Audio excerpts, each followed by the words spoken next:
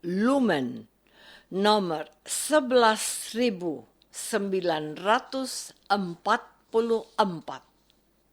18 April 2025.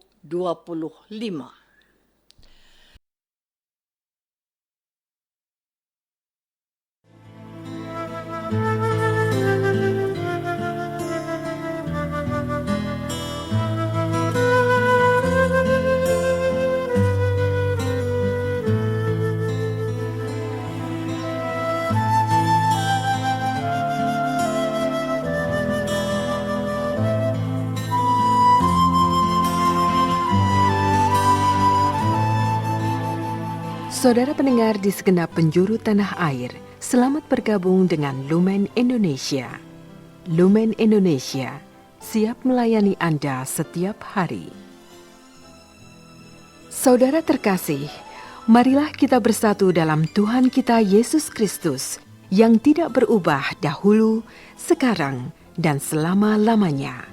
Allah Sang Maha Rahim mengasihi dan menerima sebagaimana adanya kita.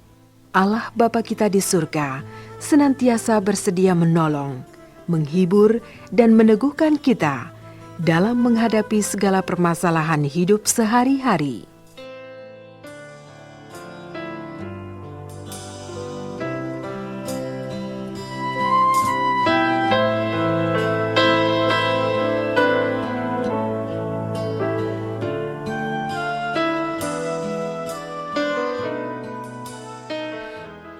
Saudara-saudari, marilah kita mendengarkan renungan dengan judul Jumat Agung.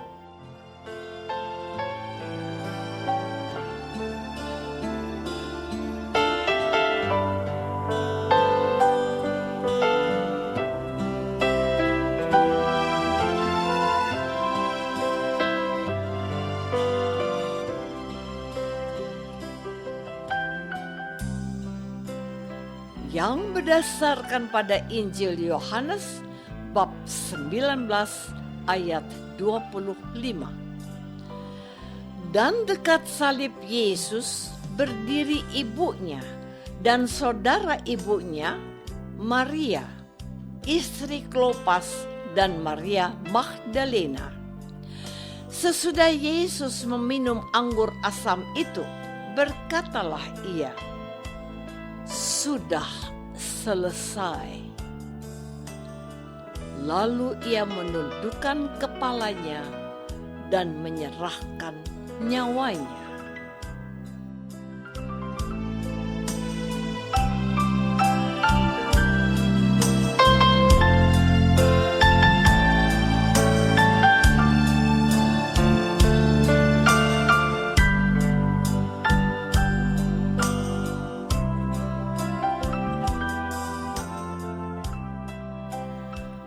Dalam nama Bapa dan Putra dan Roh Kudus.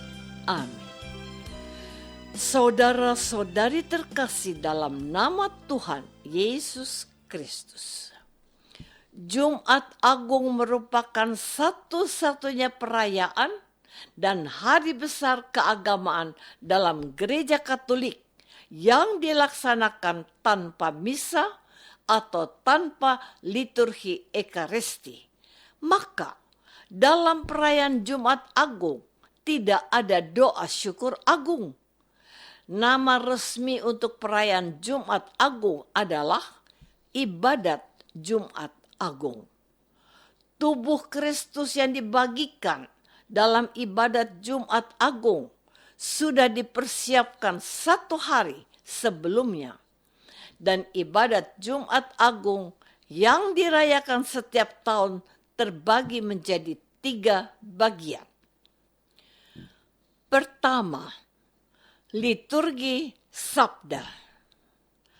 Liturgi Sabda menjadi bagian penting untuk menghidupkan iman atas kekuatan wafat Yesus. Dalam setiap ibadat Jumat Agung selalu ada Passio. Passio adalah kata dalam bahasa Latin yang berarti penderitaan atau sengsara. Dalam agama Katolik, Pasio merujuk kepada kisah sengsara Yesus Kristus.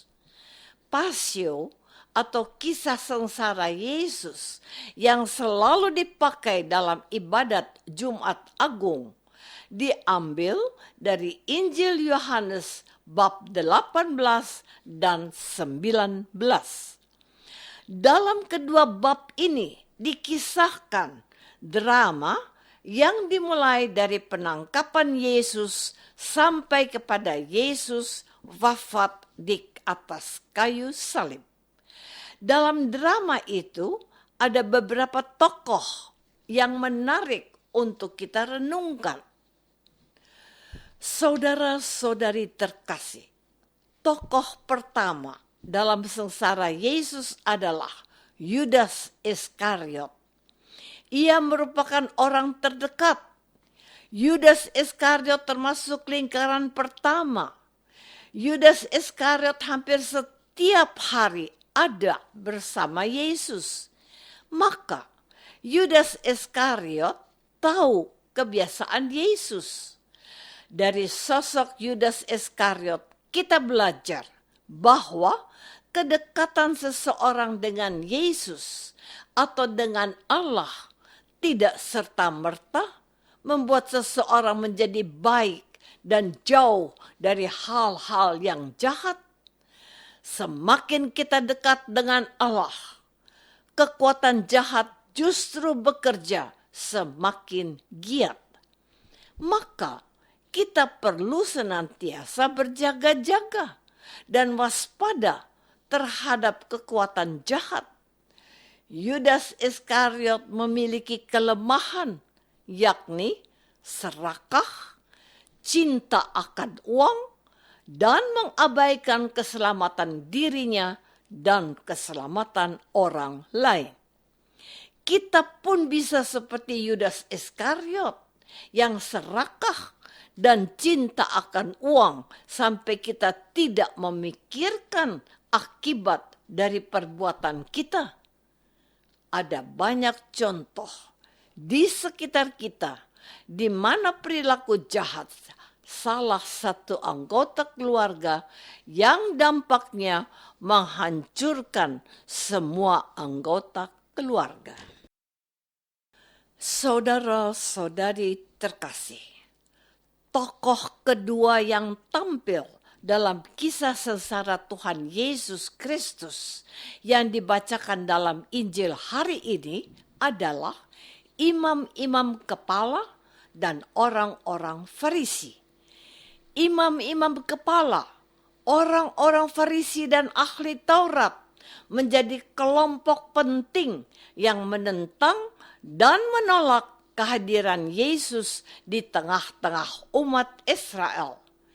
Ibarat pepatah, kehadiran Yesus dengan kuasanya yang sungguh luar biasa telah merusak pasaran.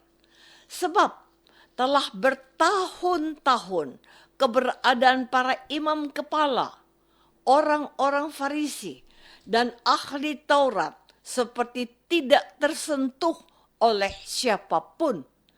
Namun, kehadiran Yesus mengubah semua kebiasaan yang telah lama dianggap baik. Contoh, Yesus mengusir pedagang yang berjualan di bait Allah. Hal ini tentu saja mengusik keberadaan para imam, termasuk imam kepala. Yesus juga membiarkan para muridnya untuk melakukan sesuatu yang tidak diperbolehkan pada hari Sabat, termasuk tindakan Yesus yang menyembuhkan orang pada hari Sabat. Selain itu, tindakan Yesus yang membuat banyak mujizat telah membuat Yesus semakin terkenal, dikagumi, dipuja, dan dicintai banyak orang. Akibatnya, imam kepala, orang Farisi dan ahli Taurat iri hati kepada Yesus. Mereka pun mencari cara untuk melenyapkan Yesus. Saudara-saudari terkasih, kita pun bisa menjadi seperti orang Farisi, imam kepala dan ahli Taurat, terpengaruh oleh iri hati dan kebencian kepada seseorang. Kita bisa menyebarkan berita bohong atau menjelekkan seseorang karena kita tidak menyukai orang tersebut. Dan tokoh ketiga yang terlibat dalam drama sengsara dan wafat Yesus adalah Bunda Maria dan para rasul. Dalam situasi yang penuh ketakutan dan mengancam keselamatan nyawa, kita pun bisa seperti para rasul yang meninggalkan Yesus. Hanya ada 2 yang setia menyertai Yesus sampai di kayu salib, yakni Bunda Maria dan Rasul Yohanes. Bunda Maria dan Rasul Yohanes merupakan 2 orang pribadi yang menjadi teladan untuk kita semua. Bunda Maria dan Rasul Yohanes melaksanakan perintah Yesus untuk berani menyangkal diri, memanggul salib, dan mengikuti Yesus.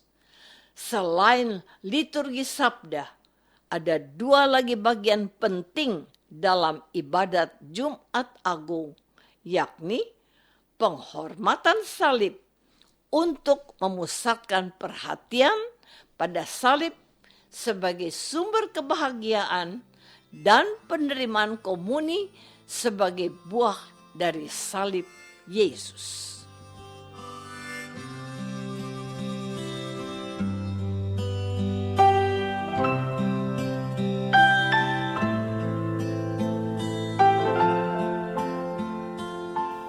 Saudara terkasih, marilah kita masuk dalam saat hening sejenak untuk meresapkan renungan yang baru saja kita dengar bersama dalam kehidupan iman kita masing-masing.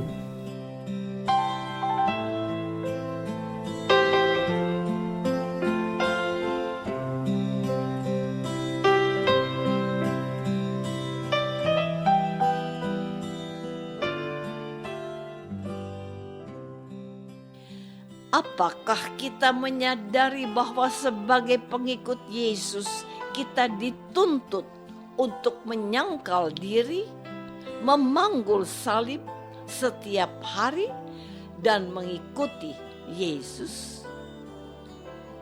Marilah kita berdoa. Tuhan Yesus Kristus, kami mohon ampun sebab selama ini kami tidak mampu mengamalkan sabdamu untuk menyangkal diri, memanggul salib setiap hari, dan mengikuti Engkau. Bantulah kami agar perayaan Jumat Agung ini mendorong kami berkorban dan berbagi dengan sesama. Doa ini kami persembahkan dalam nama-Mu, Tuhan dan pengantara kami. Amin. Semoga kita semua selalu dinaungi dan dibimbing oleh berkat Allah yang Maha Kuasa. Dalam nama Bapa dan Putra dan Roh Kudus. Amin.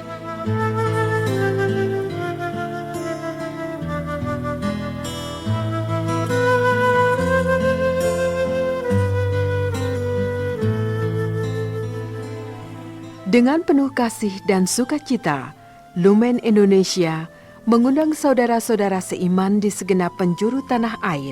Sekiranya ada tanggapan ataupun saran, kirimkan surat Anda ke Lumen Indonesia.